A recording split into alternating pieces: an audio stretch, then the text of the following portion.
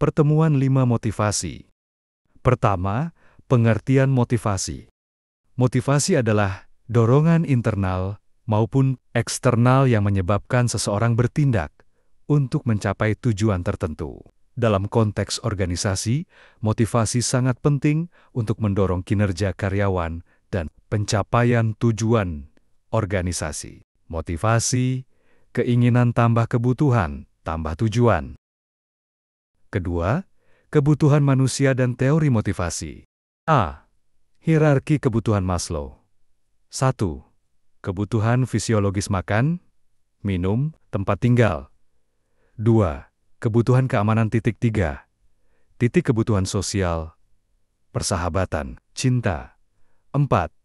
Kebutuhan penghargaan prestasi, pengakuan. 5.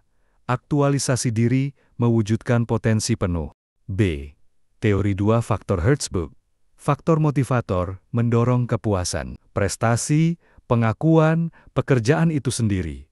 Faktor higienis mencegah ketidakpuasan, gaji, kondisi kerja, kebijakan perusahaan. C. Teori ke-10 dan teori Y, Douglas McGregor. Teori X, karyawan malas, harus diawasi ketat. Teori Y, karyawan bisa mengarahkan diri dan bertanggung jawab.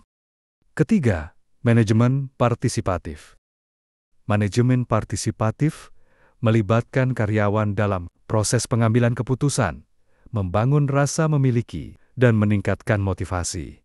Ciri-ciri, komunikasi dua arah, keputusan kolektif, tanggung jawab, bersama, manfaat, meningkatkan moral kerja, menumbuhkan ide-ide kreatif, meningkatkan komitmen pada tujuan organisasi.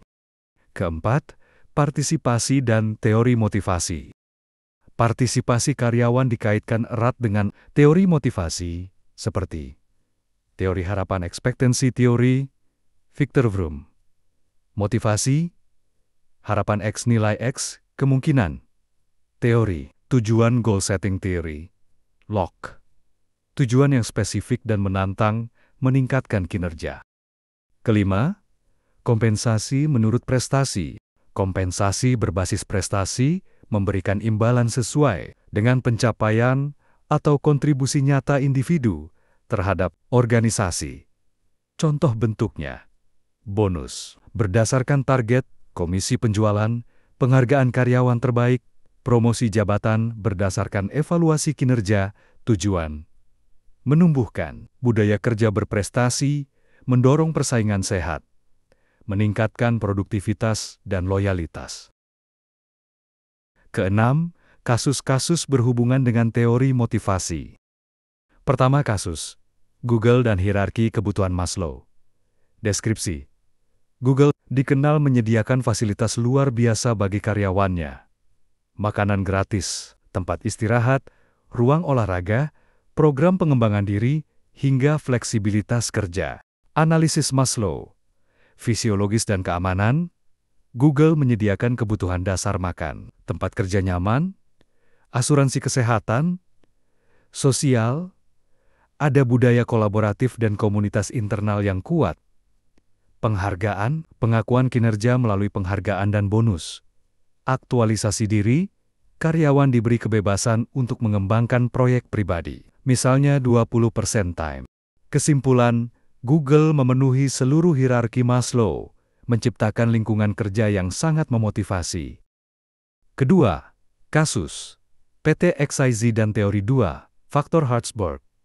Deskripsi, PT XYZ adalah perusahaan manufaktur yang mengalami tingkat keluar masuk karyawan tinggi. Setelah diselidiki, banyak karyawan mengeluh soal gaji dan kondisi kerja. Analisis Hertzberg, faktor higienis gaji, fasilitas kerja tidak dipenuhi, menyebabkan ketidakpuasan. Tidak ada faktor motivator, pengakuan, tantangan kerja. Tindakan, manajemen memperbaiki sistem penggajian, dan mulai memberikan penghargaan atas prestasi, serta mengadakan program pelatihan dan promosi internal. Hasil tingkat keluar masuk menurun drastis, dan produktivitas meningkat. Ketiga, kasus perusahaan startup dan teori ke-10, dan Y. McGregor. Deskripsi, dua startup berbeda, A dan B. Startup A menerapkan pendekatan mikromanajemen pengawasan ketat, sedangkan startup B memberi kepercayaan besar dan otonomi pada timnya. Analisis. Startup A, teori X, menganggap karyawan tidak bisa dipercaya. Akibatnya, muncul ketegangan dan kreativitas rendah. Startup B, teori Y, memberi kepercayaan. Hasilnya inovasi dan loyalitas tinggi. Kesimpulan, pendekatan teori Y lebih relevan untuk generasi kerja masa kini, khususnya di industri kreatif. Keempat, kasus. Manajemen target penjualan dan teori goal setting log. Deskripsi. Tim penjualan di perusahaan retail diberikan target penjualan bulanan yang spesifik dan menantang. Target tersebut disertai penghargaan jika tercapai. Analisis. Target yang spesifik dan menantang membuat mereka fokus dan terarah. Pemberian umpan balik berkala juga memotivasi hasil. Peningkatan signifikan dalam penjualan, sekaligus menumbuhkan kebanggaan dalam pencapaian tim.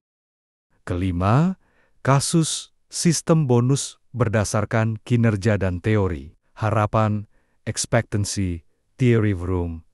Deskripsi, perusahaan layanan pelanggan menerapkan sistem bonus berdasarkan jumlah masalah pelanggan yang diselesaikan dan penilaian kepuasan pelanggan.